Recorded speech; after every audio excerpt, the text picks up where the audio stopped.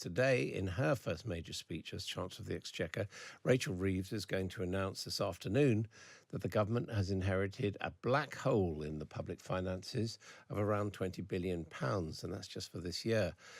All that inherited from the Conservative government, which suggests that when she announces her budget, and we're going to get the date for that in the autumn today, tax rises could be in the offing. Earlier, I spoke to Paul Johnson, the director of the Institute for Fiscal Studies, about what we should expect. 20 billion is not a vast amount of money. It is the sort of money that governments can find by borrowing a bit more, by finding something to do in terms of taxes. But I don't think we're going to find the answer to that, what they will actually do, until an autumn budget. Well, joining us now is Alicia Fitzgerald. She's Times Radio's political correspondent. Alicia, what are we hearing about what Rachel Reeves is going to say? It's a statement, isn't it, to Parliament sometime this afternoon?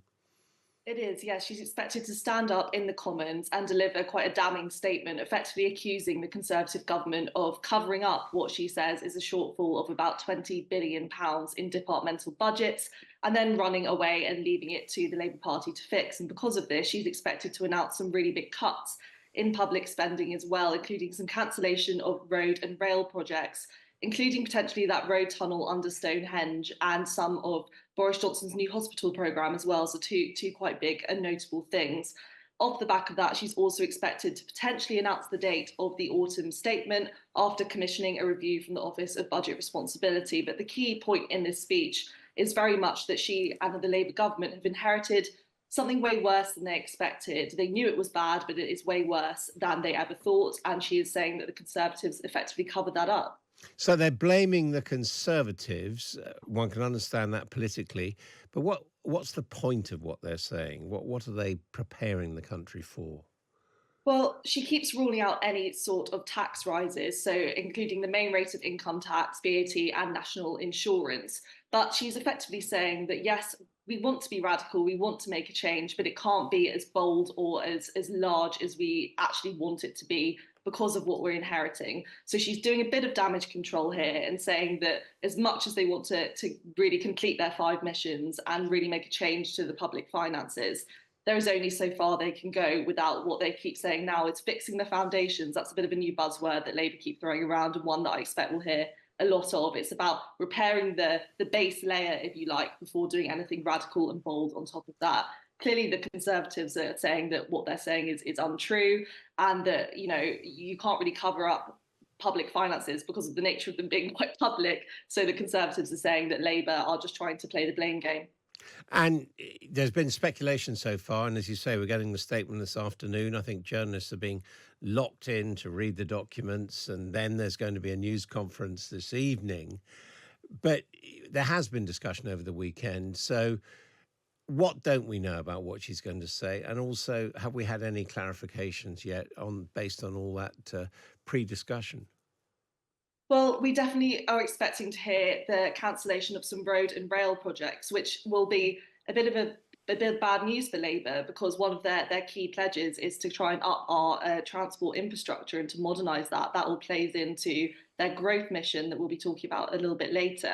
So that will be a really difficult decision for them. But she's also expected to formally accept that pay rise for nurses and for teachers, the 5.5% pay rise, which is going to be seen as a bit of a difficult trade-off because it's a political decision and it's one that they can't necessarily blame on the Conservative government. So lots of people will come forward and say, if you're choosing to do that and scrapping other things, then what makes this any different from what the Conservatives did? It's all about choices and it's all about politics. So there will probably be a couple of surprises, but I imagine lots of them will be left until the autumn statement. I think Rachel Reeves will want to buy herself some time, try and do as little as possible now that could see her in any kind of negative headlines in the press, and try and delay it for as long as possible.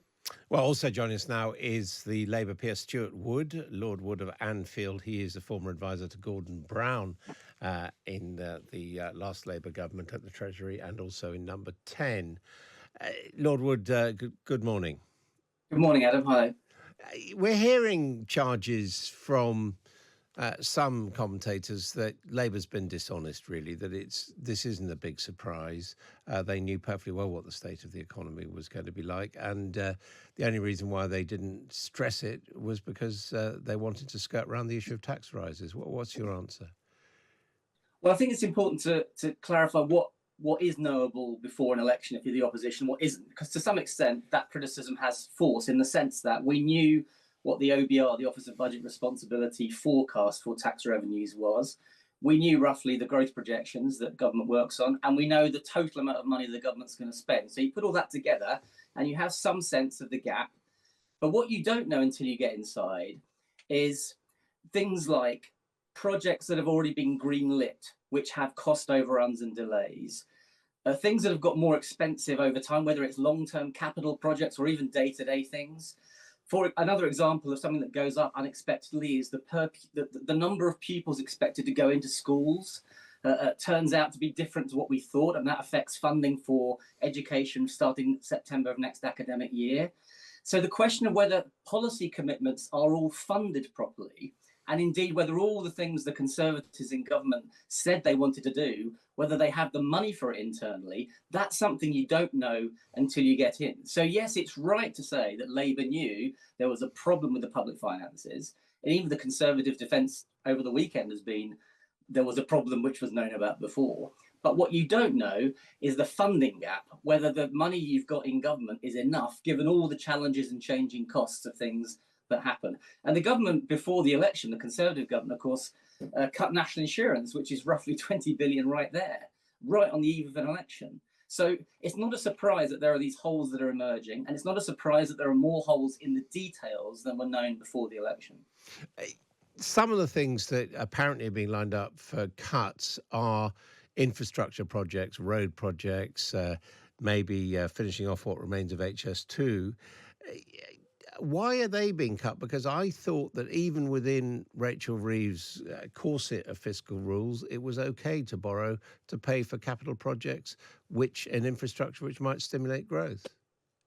Yeah, sure. That's a good question. It is okay, you're right, to borrow for investment as long as the total debt is falling after 5 years. That's our second fiscal rule. It sounds pernickety, but if you cancel a project that hasn't actually been funded properly, is it a cancel? Is it a cut, or is it just cancelling something that was never properly provided, had the finances provided for it? So you've got a mixture of things that will be cut, which are already about to be underway that will be cut. But I suspect there'll be things that are just pie in the sky projects which previous governments said were funded and aren't. But you're right, there is a political tension here because the Labour government wants to be the government of infrastructure, of planning, of building, of homes, of energy infrastructure and transport. And so at the same time as putting a foot down on terms of deregulating planning and getting local governments in particular to take more responsibility, she's going to be in the position of having some high profile projects which are delayed or axed. And that is a difficult balancing act. That's absolutely right. And she'll be very aware of that. Is there political calculation in this? Obviously blaming Conservatives is one part of it, but is it also to get the bad news out of the way, to take the hard decisions now in the hope that things might look a bit better by the time we come around to the next general election in 4 or 5 years' time? Yeah, there's no doubt that's part of it. The politics of the Conservatives for the next 3 months will be doing a leadership contest. Of course, they want to get the bad news out of the way, also get the characterisation of what the previous government left them done. But there's also other reasons to do it in this way. There's an important sequence the Treasury needs to do. They need to get their spending under control first before they can do an audit of public spending for the next few years in the so-called spending review, and before you can address the question of tax. There won't be any tax measures today. That's going to come later in the budget in the autumn. So you need to do all of those things in the right order. And that's why getting this done now is really important. The other thing is you need to reassure markets that what will be bad is to say we've got a real problem with a hole in our finances. We'll sort it out in a few years. You've got to take tough action today. And by the way, it's not just going to be bridges and roads and infrastructure that will be hit. I imagine there'll be quite painful cuts in some day-to-day spending as well here and there. So the pain has to be done now, partly to show markets that you are not in the sort of never land of promising goodies today and pain down the line, because that will be a problem for your gilts markets and everything else. Now, there is a certain familiarity about this discussion from the last time there was a change of government, because, of course, when the Conservatives replaced the Labour government, which you'd served in 2010, let's listen to what David Cameron had to say at the time. These problems have not just appeared overnight. I think people understand by now that the debt crisis is the legacy of the last government. But exactly the same, I believe, applies to the action we will need to take to deal with it. If there are cuts, they are part of that legacy. To what extent do you think David Cameron actually got it right politically? I mean, did it work blaming the Labour government after all the Tories went on to win another couple of elections? I think it worked for him in 2010 to blame the Labour government and to say that the overwhelming challenge was austerity, and that although it'd be painful, we're trusted more on austerity than the Labour lot. I think that worked for him then. This has something in common with that, in the sense that everyone knows, for example, that part of the debt problem we have is because of the extraordinary measures that the government took than COVID. And I supported Rishi Sunak. I think he did the right thing when he did that emergency furlough and compensation package during the COVID crisis. But there are also choices that were made this time. I mean, Gordon Brown made choices to recover to a global crash, it's true. This government has done things like cut national insurance by 20 billion quid on the eve of an election. It's made decisions about public services, which I think that it's easier to trace to the decisions of the previous government. I think we were very bad in 2010 and onwards, and I speak as someone who worked for Ed Miliband in the period afterwards, at arguing the case for the steps that Gordon took to be painful but necessary. I think the Conservatives are in a different position now. They're not arguing that. They're saying that actually there's no problem here and that Labour's making it up. And I think that puts them in a slightly different position to the 2010 case.